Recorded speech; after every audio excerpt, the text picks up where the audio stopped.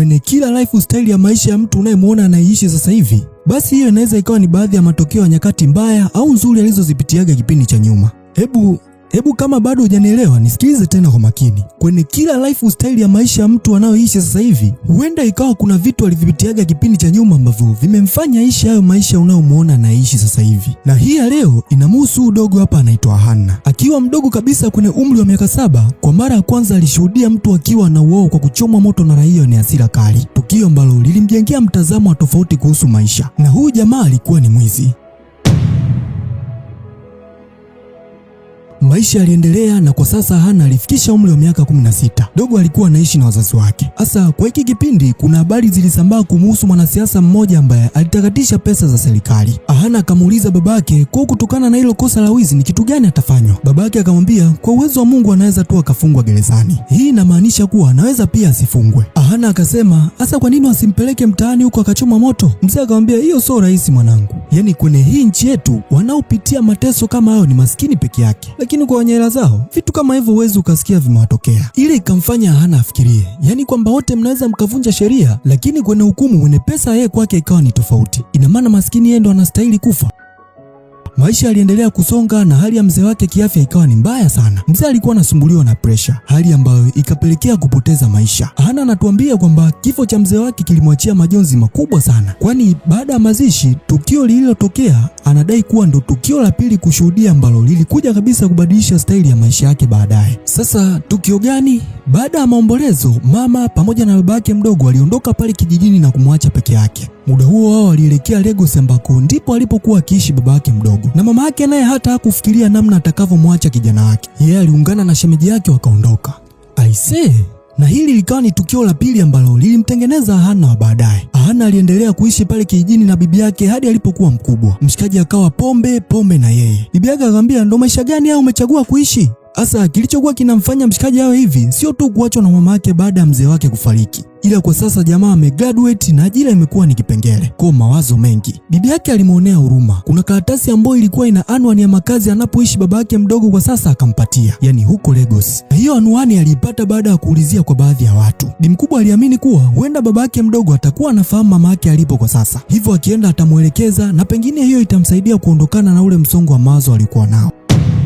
Kweli mzee mwamba aliingia kwenye ndinga kisha akaibuka mpaka mjini Lagos. Alipofika stendi akapanda daladala iliyokuwa inaelekea Lake ambako ndipo anapoishi baba yake mdogo. Lakini gari alopanda bana ilikuwa sio. Humu ndani kulikuwa ni vibaka watupu mzee. Walimfokoa na kuchukua kila kitu kisha wakamtupia nje huko. Hannah akaachwa pechi ya lolo. Ikabidi aanze kuzurura sasa ili angalia anafanyaje. Akiwa haya maeneo hapa, kuna mwamba mmoja alimuona anauza vitabu, lakini upigaji wake wa debe ulikuwa ni wa hovyo mno. Akaona huyu jamaa mbona anapiga debe kiwake hivi? Basi ikabidi asogee. Hannah alimueleza kila kitu kilichomkuta na kumwomba ampatie msaada. Lakini sio bure, alimwahidi kumpigia debe la kisomi ambalo litawavuta wateja waje wanunue pale vitabu vyake. Mshikaji alimmind akaona huyu jamaa ametokea wapi tena? Ina maana mimi siwezi kupiga kazi au? Lakini ikabidi tu akubali. Huyu jamaa jina lake anaitwa Bala. Na bila kuchelewa Hannah akaingia mzigoni. Kweli mzee mwamba alifanikiwa kupata posho yake kisha akafika mpaka kwa baba yake mdogo. Lakini alichokutana nacho hakuamini kabisa macho yake. Wazee bana walioana. Yaani mama yake pamoja na baba yake mdogo, mtu na shemeji yake. Bi mkubwa akaanza kujitetea. Mchizi akamuuliza, "Ina maana hii ndo ilikuwa plani yenu? Muue babangu kisha mje mtumie pesa zake, sio?" Bi mkubwa akamwambia, "Hapana, mimi sikufikiria kabisa hivyo. Ila tatizo nilikuwa mpweke na sikujua hata nifanye nini." Aisee, ile kitu ilimuumiza sana Hannah. Hivyo kwa hasira nyingi akaamua kuondoka pale ndani. Bi mkubwa akabaki tu analia, ni kama alikuwa anajilaumu hivi kwa yote yalotokea. Hannah alivyotoka pale akaja kwa huyu mshikaji wake hapa anaitwa Nze. Huyu jamaa alisomaga wote kijijini na alimwambiaga maeneo anayoishi huku mjini Lagos. Hakuwa na sehemu nyingine zaidi ya hapa. Basi walisalimiana, wakawa wanakumbushana stori za zamani na nini. Na huyu Nze alikuwa anaishi na huyu dada yake hapa anaitwa Mara. Sasa wakati wanaendelea na stori, Hannah akahisi kuwa kuna kitu hakipo sawa. Alipojaribu kuuliza, Mara ikabidi afunguke sasa, maana kaka yake alikuwa hataki kusema. Siku kadhaa zilizopita hapo nyuma, Nze aliazimaga kiasi cha pesa kutoka kwa watu hatari sana, na hadi kufikia sasa amepewa siku 2 tu awe tayari amesharejesha hizo pesa, la sivyo wanamuua. Kwa hiyo jamaa yupo kwenye deadline na pesa yenyewe ni naira milioni 5. Amara akamwambia, "Hata nikisema niuze gari yangu, kiasi pekee nitapata ni naira milioni 2 tu." Yani ni majanga. Na huyo mwamba mwenyewe alomwazima ni huyo hapa, anaitwa Ali Mahmud. Ni miongoni mwa vibopa wakubwa sana wanaohusika na biashara haramu, madawa, magendo, yani uchafu wote unaojua. Yani swala la kuua kwake sio shida kabisa. Ahana ilibidi atafakari ili aweze kuona atamsaidia vipi mshikaji wake, na mwisho akapata wazo, akamwambia nafikiri nishajua ni wapi tunaweza tukapata hizo pesa. Ni wapi? Ahana alikuja na mshikaji wake kwenye hii nyumba ambayo anaishi mama yake pamoja na baba yake mdogo. Tena walikuja kama mateka, chimba mikwala mingi. Mzee alikuwa muoga huyo, akamwambia ya nini mtuwe? Alitoa michuzi akawapa, lakini kuicheki hivi bado ilikuwa haitoshi, ni kama milioni 2 hivi. Ahana akauliza zingine ziko wapi? Lakini alivyoongea ni kama bi mkubwa alihisi kitu hivi. Si unajua kuna connection kubwa kati ya mama na mtoto Huku mzee anazidi kutoa michuzi, bi mkubwa ndo anazidi kusanuka sasa. Akamwita Aham, usitake kuniambia wewe ndo umefanya hivi. Mchizi baada ya kuona bi mkubwa kashamsanukia ikabidi atoe ile maski. Mzee akamwambia ina maana umekuwa kibaka? Ahana amechafuka, akauliza kwa nini mlimuua babangu? Bi mkubwa akamwambia Aham, babako alikufa kwa pressure, msinidanganye. Tena akatoa kabisa na chuma hataki masiala. Pale mzee akamwambia muulize, ndo alitoa idea. Bi mkubwa akamwambia unasemaje? Mzee akamwambia mwambie babake Naza ni nani. Asa Ahana alikuwaga na wadogo zake wawili ambao kwa sasa bi mkubwa akawapeleka Marekani kwa anti yao, na mmoja kati yao alizaa na huyu mzee hapa, yani alichepuka, na iko kitu mzee wake alikuwa hajui kabisa. Pale bi mkubwa akaanza kuomba msamaha, ile kitu ikawa inazidi kumuumiza Ahana. Mzee akazuga akachukua pisto ili anataka kumpiga, akamwai kumbe bana, kwa bahati mbaya alimpiga mama yake.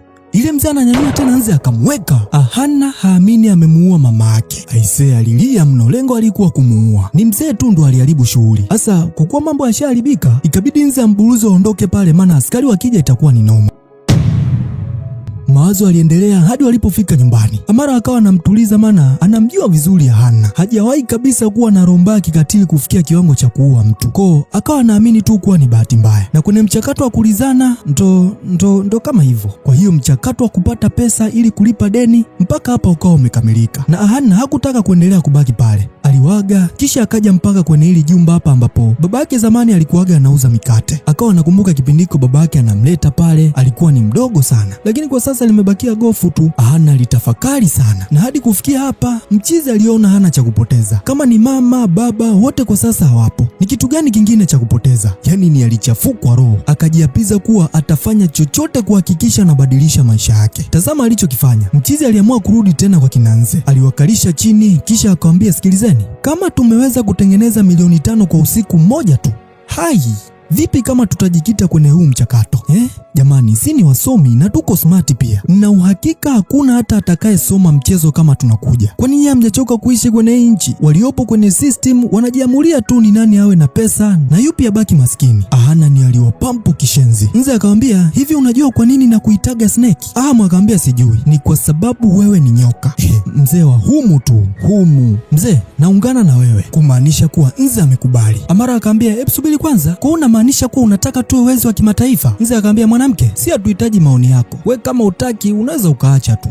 Yani wazee wamezamilia kabisa kuzama kwenye wizi. Huwezi amini, Amara naye akaunga mkono. Kwa hiyo tayari ni timu ya watu 3. Akaanza kuwapa formula sasa. Wazee, tuna targeti, tuna plani, tunaingia mzigoni. Lakini mnajua nini? Tunahitaji wenzetu wengine kama 2-3 fulani hivi ambao watakuwa smart kama sisi. Lakini huu mchakato wote akawasisitiza kuwa hakuna kumwaga damu ya mtu. Yani ni wizi ambao hautamuumiza binadamu yeyote, labda aumie roho tu. Sasa hawa watu watakaoungana nao ni kina nani? Wa kwanza ni huyu hapa anaitwa Ebe. Nze alimpendekeza huyu kwa sababu kwanza ni mwanajeshi aliyeachishwa kazi kwa kosa la kusingiziwa, alafu ni katika kipindi ambacho mke wake ni mjamzito na hana tena ajira nyingine. Lakini pia ni kwa sababu walisoma wote shule moja, kwao wanajuana vizuri tu, na mchizi upo fresh kinoma, kichwani mpaka kwenye nyama. Yani ukija vibaya na kubeba. Ebe naye akakubali kuingia kwenye hili game. Mtu wa pili ambaye waliona anamhitaji ni huyu dogo hapa anaitwa Sango. Yani huyu dogo kwenye masuala ya mtandao ni alishindikana. Alikuwa na uwezo wa kuingilia system yoyote ile ya kimtandao bila muhusika mwenyewe kujua. Kufanya message zinazotumwa kwako anze kuzisoma yeye kabla yako. Yani unyama fulani hivi wa kinguu. Imagine kipaji kikubwa kama hiki aliishia kukaa nacho tu huku kijijini. Basi wakamconvince dogo naye akakubali. Na mwisho kabisa ni Bala. Yule jamaa alomkomwaga ile siku baada ya kuuza vitabu. Ahana aligundua kuwa jamaa alikuwa na akili sana na alisoma pia, ila ajira ndo kipengele. Kuona baada ya kumweleza mpango wao mwamba akakubali. Na hiyo inawafanya wawe timu ya watu 6. Washikaji waliamua kujiita The Amadas. Kazi ikaanza rasmi. Washikaji waliingia kwenye machimbo ambayo walihakikisha kabisa kuwa kuna michuzi. Walifanya yao wakamaliza wakatoka. Yaani ni mwendo wa kupiga vibunda tu. Na walianza kuwa target na wale vibopo wa mjini wote wenye pesa nyingi. Amara yeye alitumika kama seducer. Unatamanishwa nyama kabla hujanyata, ukiingia kwenye mfumo na kuchota. Yaani washikaji walikuwa wanatumia akili kubwa tu. Huwezi amini kufikia ndani ya mwezi